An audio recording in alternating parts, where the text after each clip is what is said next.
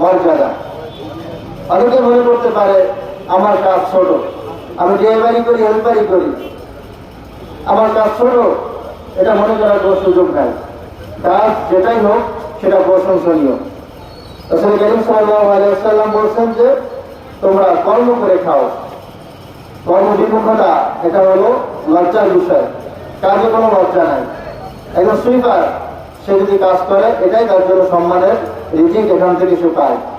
পক্ষান্তরে ভিক্ষা বৃত্তির ব্যাপারে রাসূল কারীম সাল্লাল্লাহু আলাইহি ওয়াসাল্লাম অত্যন্ত কঠোরভাবে বলেছেন যে তোমরা ভিক্ষা করো না, কাজ করে খাও। নবী কারীম সাল্লাল্লাহু আলাইহি ওয়াসাল্লাম নিজেও কাজ করেছেন।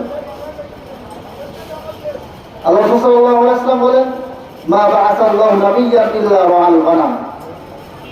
আল্লাহ তাআলা দুনিয়াতে এমন কোন নবীকে প্রেরণ করেন নাই যারা ছাগল চড়ান নাই, সকলেই ছাগল চড়িয়েছেন। সাহাবারা প্রশ্ন করেন ইয়া রাসূলুল্লাহ আপনিও? তিনি বলেন হ্যাঁ আমিও। আমি যখন মক্কায় থাকতাম তখন সামান্য পরিশ্রমিকের বিনিময়ে আমি কাজ করতাম, ছাগল চড়াতাম মানুষের। এখান থেকে বোঝা যায় যে আল্লাহ সাল্লাল্লাহু আলাইহি ওয়াসাল্লাম কতটা কর্মপ্রিয় ছিলেন।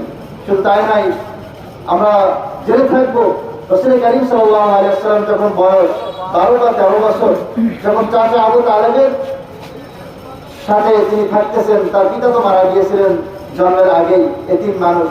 তো চাচার কাঁধে তার দায়িত্ব, চাচার দায়িত্ব তাকে লালন পালন করা। তিনি যখন দেখলেন যে চাচা ব্যবসার উদ্দেশ্যে সিরিয়ায় যায়, বিভিন্ন জায়গায় যায়, কষ্ট পরিশ্রম করে, তিনি ভাবলেন আমি তো এখন চলতে ফিরতে পারি, যথেষ্ট বড় হয়েছি, 12 বছর বয়স আমার, এখন আমার চাচা বৃদ্ধ বয়সে সে কাজ করবে আর আমি তার ঘাড়ে কাঁধের উপরে পা রেখে আমি খাবো, এটা তো হতে পারে না। এই জন্য তিনি বললেন চাচা আপনার ব্যবসায়ী কাফেলায় আমাকেও নিয়ে যান, আমিও আপনার সাথে কর্ম করতে চাই।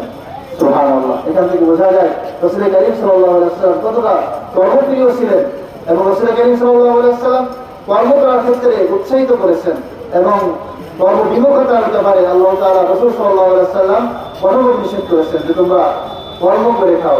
আজকে দেখা যায় আমাদের সন্তানেরা অনেক আছে যারা 20 বছর 25 বছর 30 বছর বয়স হয়ে যায়, কোনো কাজ করে না।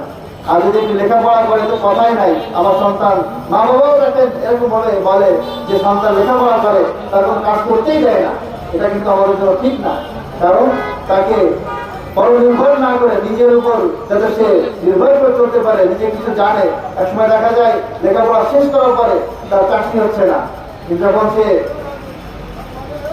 পরিপূর্ণভাবে লেখাপড়া শেষ করছে, চাকরি পাচ্ছে না, সে কিন্তু অন্য কোনো কাজও করতে পারে না। সেই পর্যন্ত দেখা যায় তাকে বিপদে পা দিতে হয়। সুতরাং কর্ম সবসময়ের জন্য প্রশংসনীয়।